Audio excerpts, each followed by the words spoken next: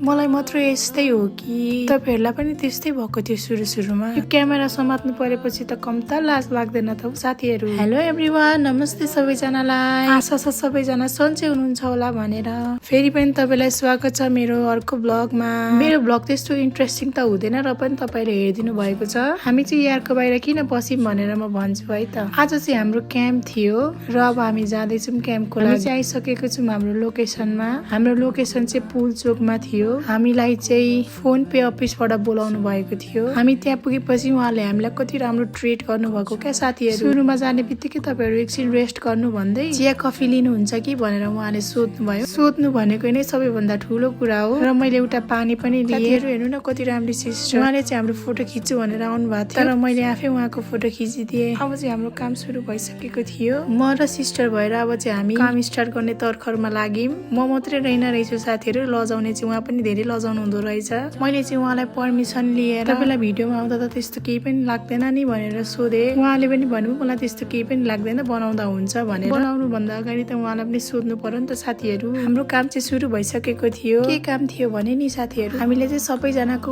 Weight, BP अनि pulse rate हेरिदिनु पर्ने थियो। हाम्रो अस्ति पनि यहाँनिर क्याम्प भइसकेको थियो नि त साथीहरु। त्यो दिन चाहिँ म आएको थिइन, ब्लड ब्याङ्कबाट सिस्टरहरु आउनु भएको थियो। त्यो दिन चाहिँ सबैजनाको स्याम्पल कलेक्सन गर्ने दिन थियो नि त।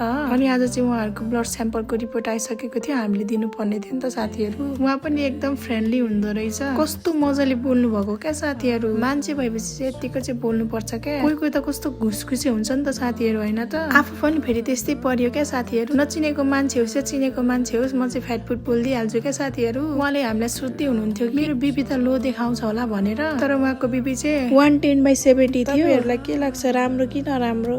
तर उहाँ पनि म जस्तै हुँदो रहेछ। कस्तो मजाले कुराहरू गरिरहनु भएको थियो क्या हामीसँग। तपाईहरुले फेरि कति तारिफ गरेको आफूलाई भन्नुहुन्छ होला, त्यस्तो चाहिँ नसोच्दिनु होला ल साथीहरु। मैले सबैको भिडियोहरू त बनाइराख्न पाएन। आफूलाई पनि कस्तो अप्ठ्यारो लाग्दो रहेछ क्या साथीहरु, नयाँ भएर होला। जिन्दगीमा कहिले यसरी बोलेर बनाएको पनि थिएन नि त, फर्स्ट टाइम हो नि त, त्यही भएर पनि हुन सक्छ। हामीलाई चाहिँ त्यहीँनिरको म्यामले खाना खान लानु भएको थियो साथीहरु। खाना फेरि यति मिठो नि, मैले त्यो खाना खाने ठाउँको नामै बिर्सिहालेँ क्या साथीहरु। नभए त म तपाईहरुलाई पनि भनिदिन्थे। मैले खाना खाएको भिडियोहरू क्याप्चर गरे जस्तो लाग्छ कि साथी। घर आएर चेक गर्छु त छैन भनेको, मलाई चाहिँ गरे जस्तो लाग्छ तर मैले चाहिँ रेकर्डै गर्न बिर्से जस्तो छ क्या। त्यतिकै क्यामेरा घुमाए जस्तो मात्रै भयो मलाई हेर्नु। त्यही भएर मलाई यति धेरै लाज लागेको छ नि। के सुरु हुँदाखेरि यस्तै हुन्छ कि क्या हो साथीहरु। 3 पनि बजिसकेको थियो साथीहरु। अब हामी चाहिँ क्याम्प सकाएर हस्पिटल तर्फ लाग्नलाई रेडी भयौं। सामानहरु सबै प्याक गरेर अब हामी चाहिँ हाम्रो गाडी कुरिरहेको थियौं। एकछिन पछि हाम्रो गाडी पनि आइसकेको थियो। आजको दिन चाहिँ हाम्रो लास्टै रमाइलो भयो। मैले सोचे भन्दा धेरै नै राम्रो भयो।